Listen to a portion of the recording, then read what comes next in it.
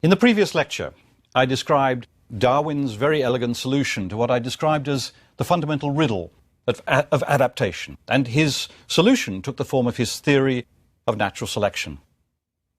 Now what I want to do is look at the evidence for that theory. I've already mentioned Daniel Dennett's book, Darwin's Dangerous Idea. Dennett captures very well what it was that made Darwin's ideas seem so outrageous to so many, including his beloved wife, Emma. Because what it seemed to imply was that random, blind forces with no intention or purpose, repeated over and over again like a computer algorithm, millions and millions of times, could over time create all the miraculous beauty and variety of the biological realm. They could create the colours of a peacock, they could create the cobwebs of the spider, they could create the majesty of a blue whale. What was worrying about this was that it seemed to imply that you didn't need a creator God. No creator God was needed.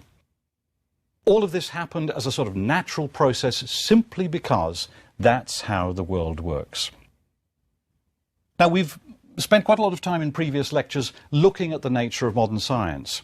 And I hope by now you've seen enough to see that Darwin's idea is fully in the spirit of modern science. For even the most religious of scientists, and I don't know what proportion of professional scientists today do count themselves as religious believers, but it's a significant proportion. Even the most religious of scientists attempt as much as possible to explain reality without resorting to the hypothesis of a creator God. And we've seen the two main reasons for this. The first is that by supposing the existence of a creator God, you create a new problem, because you raise the problem of how the creator God was created. And the second is, we don't know of any way of finding scientific evidence to prove the existence of such a creator God. So scientists prefer to try and explain the world around them, including things such as the variety of biological species, without resorting to the deistic hypothesis. And that's what Darwin was trying to do. And that's the sort of theory he offered. It's a scientific theory. That means it had to live or die on the evidence. And Darwin was prepared to do that. So how good is the evidence for Darwin's theory? That's the main thing I want to look at in this lecture. This lecture will look at the evidence in two parts. In the first part, I'll look at the evidence that existed in Darwin's time and that Darwin himself was aware of. In the second part, I want to look at the evidence that's become available since his death. Darwin was well aware, as we'll see, that there were holes in his theory. There were pieces of evidence he'd loved to have had, but he didn't have. A lot of the gaps have been filled in since his death, and that's why the idea of natural selection with modifications lies at the centre of modern biology, of modern life sciences. Darwin himself understood perfectly well how much resistance his theory would provoke. And that's why he defended it with scrupulous care. He also did so in language very accessible to a general readership. It's been said that Darwin's On the Origin of Species is one of the few great scientific classics that's also very readable, and that's absolutely true. If you haven't read it, I strongly recommend that you try reading it. It's very clear, very lucid, the arguments are spelt out very, very clearly, there's very little jargon. Where the jargon does appear, it's always explained. When we try to come to terms with the evidence that Darwin offered for his theory, we'll find it's generally easier to understand that evidence and the arguments he presents if we're very clear what Darwin was arguing against. He was writing in a context where there was a powerful, indeed dominant, alternative theory about how species were created, and that was what I've described as the deistic theory, the theory that God had made all living things in their existing form and had made them already adapted to their environments. Darwin's offering an alternative theory, so what he has to do is over and over again show that if you look at the evidence, his theory fits the evidence better, or his theory makes better sense of the available evidence. So we'll see this type of argument over and over again when we look at how Darwin tried to defend his own theory. Now let's look at the evidence he presented. Let's begin with the evidence he saw that persuaded Darwin himself, and I'll separate that out from the arguments that he mobilized to try and persuade others. And this will take me back to some of the things I said in the previous lecture. For Darwin, the first argument for his theory was that it made so much sense of what he'd seen on his 5-year trip on the Beagle. It made sense of a lot of the oddities he'd seen. Darwin, we've seen, was puzzled by finding many neighbouring species that were clearly very, very similar, and yet they were also clearly separate species, yet they lived very close together. And over again, it really looked as if they had to be related, until eventually he concluded maybe they really were related. They were on the same family tree. He'd been particularly struck by the species he encountered on the Galapagos Islands. So let's go back to the Galapagos Islands and look more closely at them. The Galapagos Islands are a group of volcanic islands. They belong today to Ecuador, and they lie about 600 miles west of Ecuador in the Eastern Pacific. There are 13 main islands, 6 smaller islands, and numerous tinier islets or rocks. They are named from the Spanish word for saddle because of the saddle shape of the shells of Galapagos tortoises. On the Galapagos Islands, Darwin observed many types of finches, tortoises, and iguanas, but I'm going to focus on the finches. It's the easiest example to understand.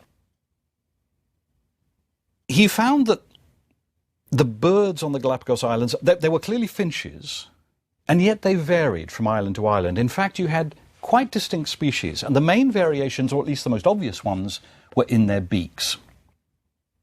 On each island, you seem to have a different species, making for at least 14 distinct species. Now, the puzzle was this. Let's go back to our 2 hypotheses about life. If God had made these various species, it made sense to assume that a God would have adapted each species of bird to the particular types of vegetation on the island. And Darwin also knew that the vegetation did change slightly. There were slightly different types of nuts on the trees, which required slightly different beaks and so on. So it made sense to assume that a God had adapted them in this way. But what didn't make so much sense with the deistic theory was why bother to make them related?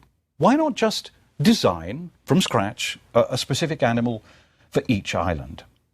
The fact that they looked related suggested to Darwin an alternative possibility. In 1846, this is almost 10 years after he returned from the islands, when he'd been mulling over what he saw for almost 10 years, this is what he wrote. Seeing this gradation and diversity of structure in one small, intimately related group of birds, one might really fancy that from an original paucity of birds in this archipelago, one species had been taken and modified for different ends. This argument, this idea that you'd begun with one species and that they'd slowly changed to become more adapted to the different islands, seemed to explain both things, both why they were adaptive and why they were closely related. This was something that he felt deistic arguments couldn't explain as elegantly. Only on his return did Darwin actually really see the implications of what he'd seen on the islands clearly. Only then did he realize how similar the different species of finch were. And this is what suggested that they had all once belonged to a single species, despite the tiny variations from island to island. And it was then that he slowly thought through what was going on and came to understand that you have different beaks because you have slightly different trees, slightly different fruit. So the beaks were perfectly designed to get at the nuts in particular types of trees on particular islands. And this suggested to him that over many generations, those individuals that happened through natural variation to have beaks that were slightly better at getting at the nuts or fruit on this particular island would feed and breed more successfully. They would have more offspring. Their offspring and their features would eventually come to dominate the species on that island. And in this way, entire species would slowly change. Voila, you've got your 14 species. So the Galapagos finches offered for Darwin a wonderful paradigm of the working of natural selection. It could explain both why they were adapted and why they were related. Now, this was all very well. But were there more direct forms of evidence for his theory? This is the sort of stuff that persuaded Darwin, but what direct evidence could he offer for his theory? Well, now I want to list some of the other forms of evidence he described on the origin of species. And let's begin with fossils. Darwin is supposing that living species have changed over long periods of time. So the fossil record was a natural place to look. It was already clear enough fossils had been collected by the time Darwin was doing his work. It was already clear from the fossil record that species seemed to have changed over time. The mix of species was different at different periods in the Earth's history. Remember that at this time, the capacity to date fossils was not very precise, so the fossil record was understood in a rather confused way. It gave a rather murky picture of the past, but what was clear is that species had once existed that no longer existed. Now, it has to be said immediately that the fossil record could never, on its own, prove Darwin's idea definitively. And there's a very good reason for this. The fossil record consists of those individual organisms that happen to die in a place where they could be preserved. Now, if we imagine, and I don't know the exact figures, but it's 1 in a million, 1 in a billion individuals is fossilized, and of those, only a small number are found. So the fossil record can only ever give us a very fragmentary record of the past of living species.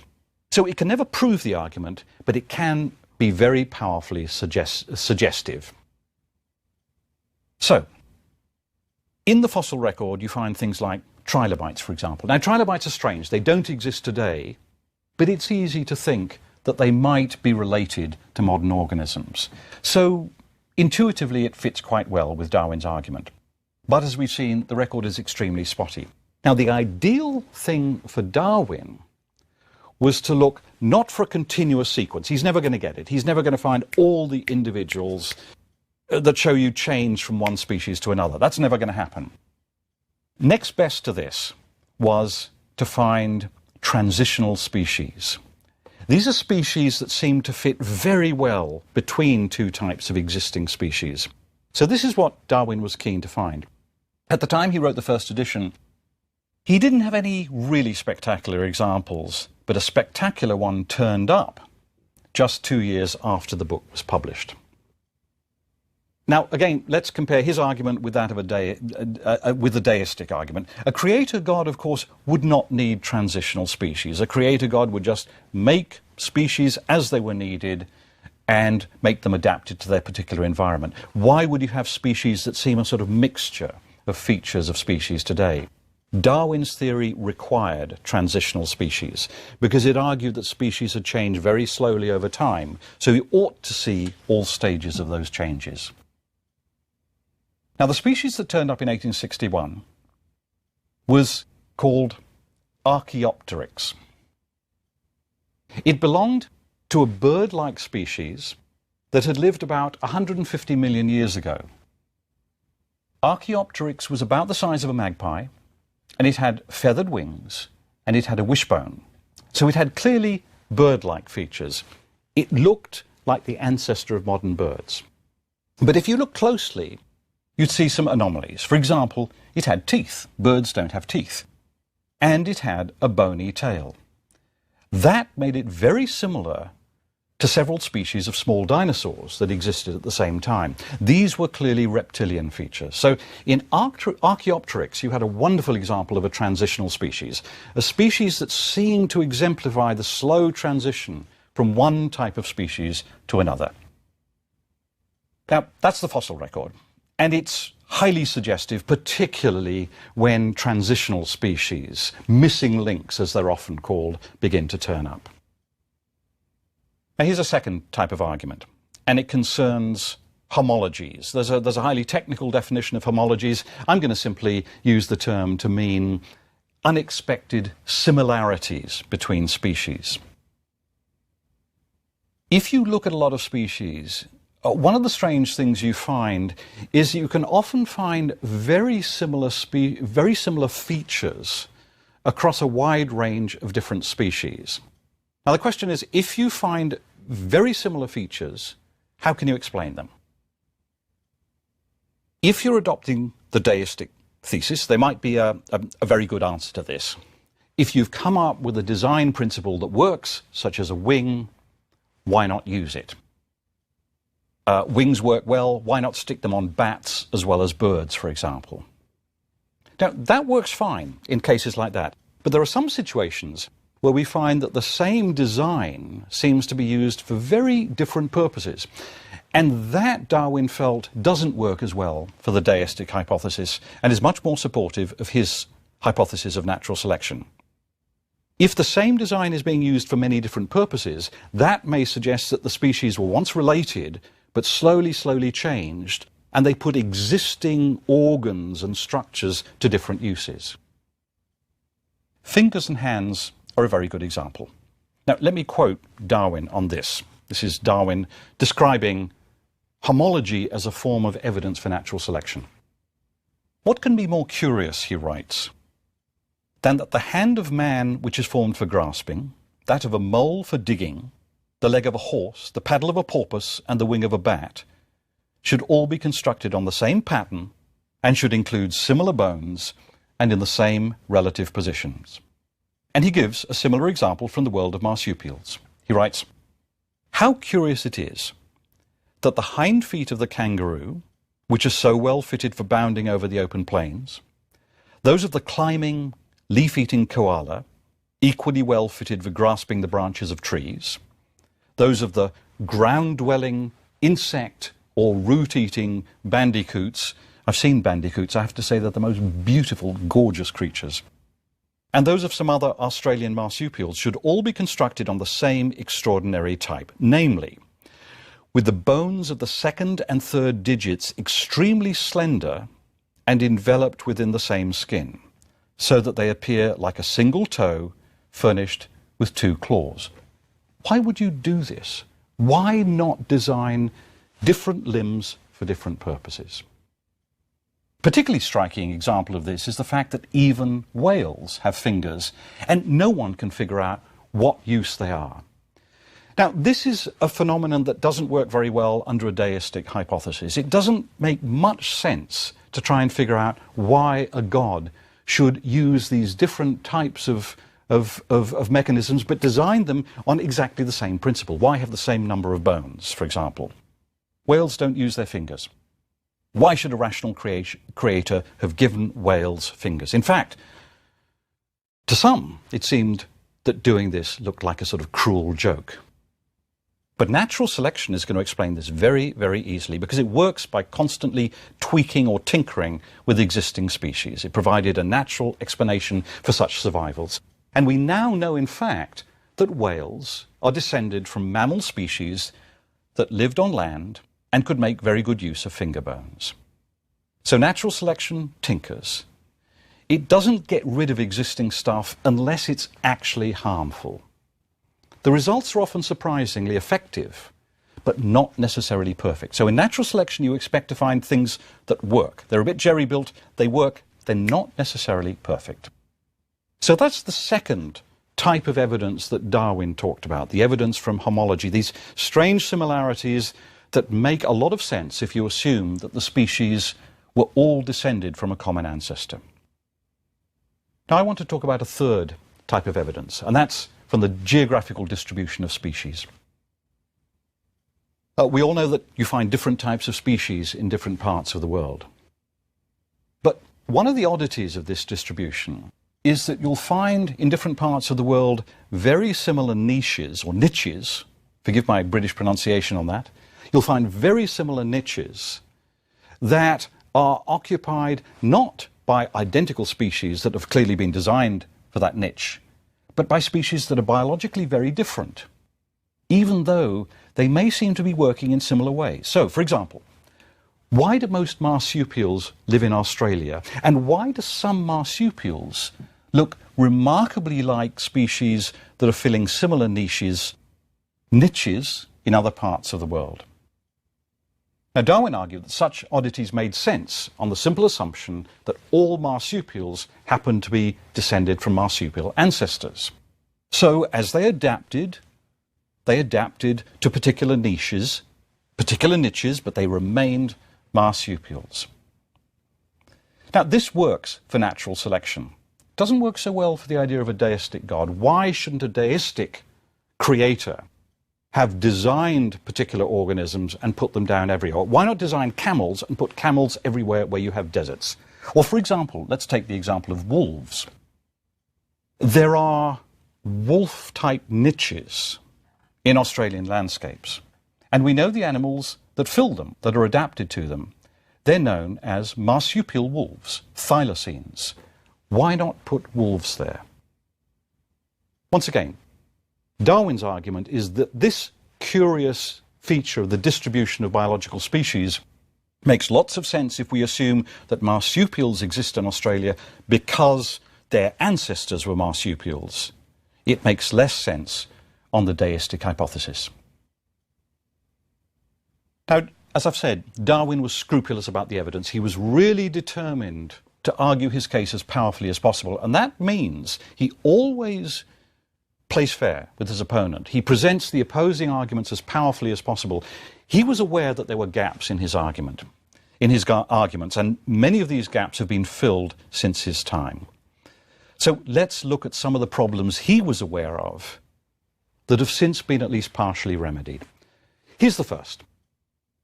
The fossil record in his time, as we've seen, presented at least suggestive evidence for natural selection, but it was so spotty that that evidence was limited. The fossil record now is much, much richer. And furthermore, we can date fossils with much more precision because of radiometric dating techniques. Now, even today, the record is spotty. It always will be. So it's impossible to produce a perfect sequence of fossils showing all the links between one species and another. However, many, many more transitional fossils have been found. And as we see, we can now date them so we can put them in a very precise sequence. One of the most powerful examples is the evolution of the horse. The evolution of the horse has now been very, very well studied indeed, and we can fill in many of the stages. And what you see is exactly what Darwin predicts, a slow progression from early forms to modern forms. From a small fox-sized animal called Hyracotherium, which lived about 60 million years ago, through many intermediate species to their only modern survivor, the horse. This is one of the clearest sequences of fossils to demonstrate the evolutionary history of a modern organism. So that's the first thing. The fossil record is now much, much better. We understand it much more precisely than in Darwin's time. Here's a second issue. This was a real problem for Darwin. Was there enough time for evolution? He knew evolution was a gradual, slow process. It depended on tiny changes, generation after generation. So the question for him was, could this mechanism explain, imagining that all living things were descended from a single primeval ancestor, could it explain all the variety he saw around him? At the time he wrote, the best estimate for the age of the Earth, and this is something we've discussed in earlier lectures, was somewhere between about 20 and 200 million years. That was the estimate of Lord Kelvin, who assumed that the Earth was had once been a molten ball which was slowly cooling. And Darwin was always worried by this. He felt that even 200 million years was not really enough time for natural selection to do all the work that he required it to do to create the species present in the modern world. Now, this problem has been solved today.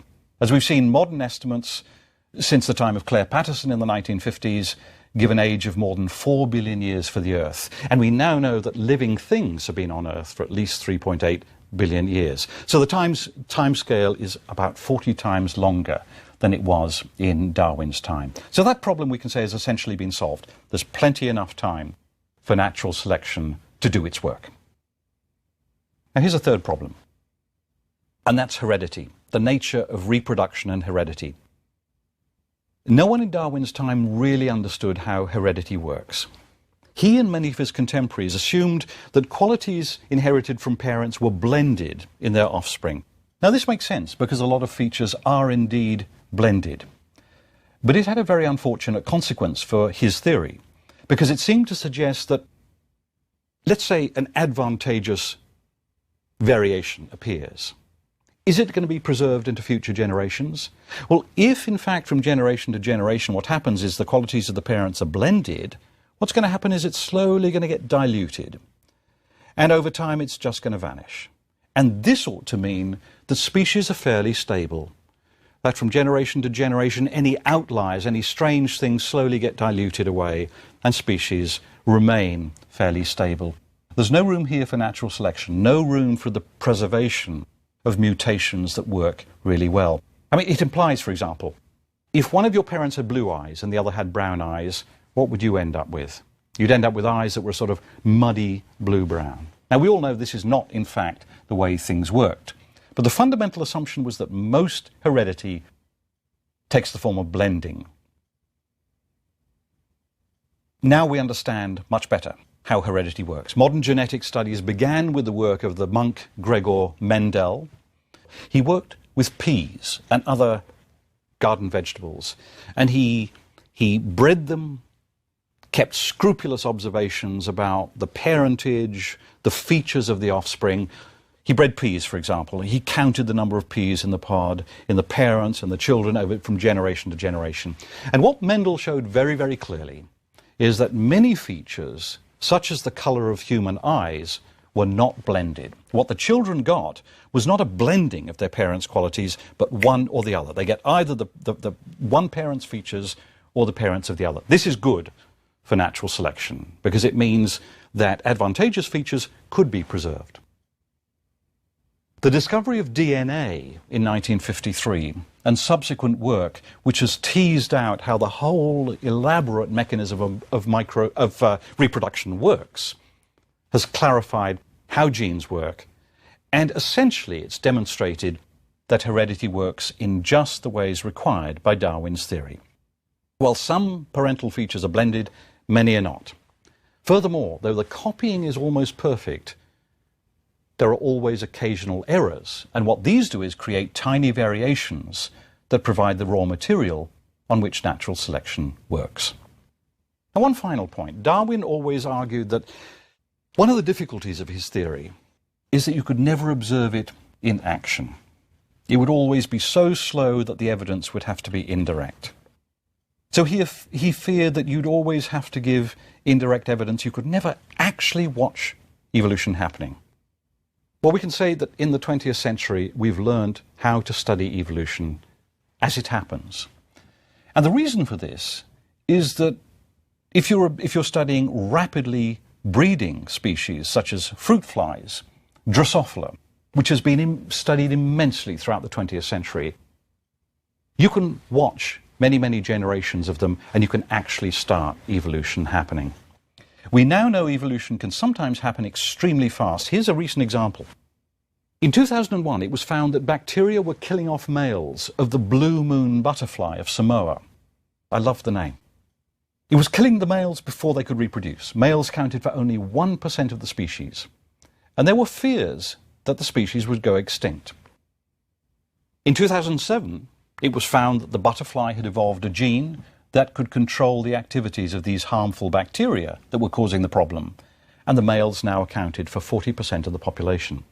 And one of the researchers involved in this work, Sylvain Charlat of University College London, writes, "To my knowledge, this is the fastest evolutionary change that has ever been observed."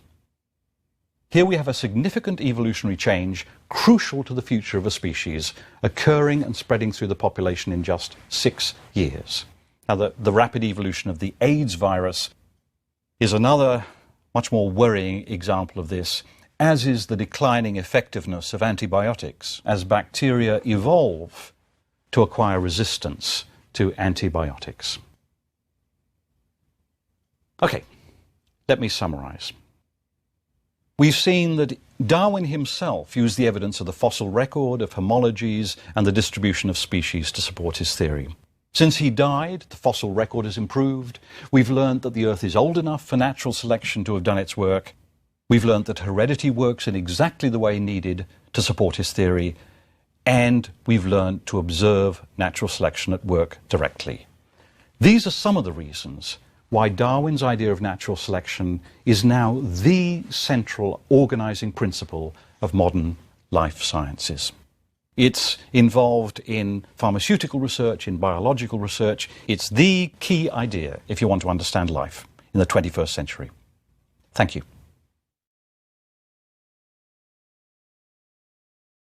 On the Origin of Species is one of the few great scientific classics that's also very readable, and that's absolutely true. If you haven't read it, I strongly recommend that you try reading it. It's very clear, very lucid. The arguments are spelt out very, very clearly. There's very little jargon. Where the jargon does appear, it's always explained. When we try to come to terms with the evidence that Darwin offered for his theory, we'll find it's generally easier to understand that evidence and the arguments he presents if we're very clear what Darwin was arguing against. He was writing in a context where there was a powerful, indeed dominant, alternative theory about how species were created, and that was what I've described as the deistic theory, the theory that God had made all living things in their existing form and had made them all believers, but it's a significant proportion. Even the most religious of scientists attempt as much as possible to explain reality without resorting to the hypothesis of a creator God. And we've seen the two main reasons for this. The first is that by supposing the existence of a creator God, you create a new problem, because you raise the problem of how the creator God was created. And the second is, we don't know of any way of finding scientific evidence to prove the existence of such a creator God. So scientists prefer to try and explain the world around them, including things such as the variety of biological species, without resorting to the deistic hypothesis. And that's what Darwin was trying to do. And that's the sort of theory he offered. It's a scientific theory. That means it had to live or die on the evidence. And Darwin was prepared to do that. So how good is the evidence for Darwin's theory? It is, with no intention or purpose, repeated over and over again like a computer algorithm, millions and millions of times, could over time create all the miraculous beauty and variety of the biological realm. They could create the colours of a peacock, they could create the cobwebs of the spider, they could create the majesty of a blue whale. What was worrying about this was that it seemed to imply that you didn't need a creator God. No creator God was needed. All of this happened as a sort of natural process simply because that's how the world works. Now, we've spent quite a lot of time in previous lectures looking at the nature of modern science. And I hope by now you've seen enough to see that Darwin's idea is fully in the spirit of modern science. For even the most religious of scientists, and I don't know what proportion of professional scientists today do count themselves as religious, that's the main thing I want to look at in this lecture. This lecture will look at the evidence in two parts. In the first part, I'll look at the evidence that existed in Darwin's time and that Darwin himself was aware of. In the second part, I want to look at the evidence that's become available since his death. Darwin was well aware, as we'll see, that there were holes in his theory. There were pieces of evidence he'd love to have had, but he didn't have. A lot of the gaps have been filled in since his death, and that's why the idea of natural selection with modifications lies at the centre of modern biology, of modern life sciences. Darwin himself understood perfectly well how much resistance his theory would provoke, and that's why he defended it with scrupulous care. He also did so in language very accessible to a general readership. It's been said that Darwin's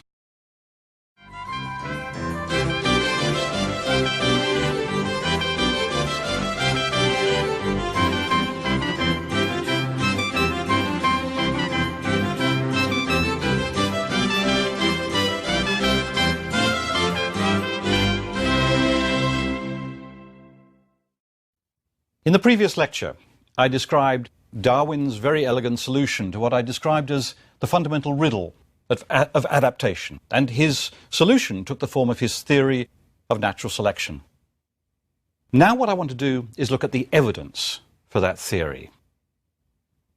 I've already mentioned Daniel Dennett's book, Darwin's Dangerous Idea. Dennett captures very well what it was that made Darwin's ideas seem so outrageous to so many, including his beloved wife, Emma. Because what it seemed to imply was that random, blind forces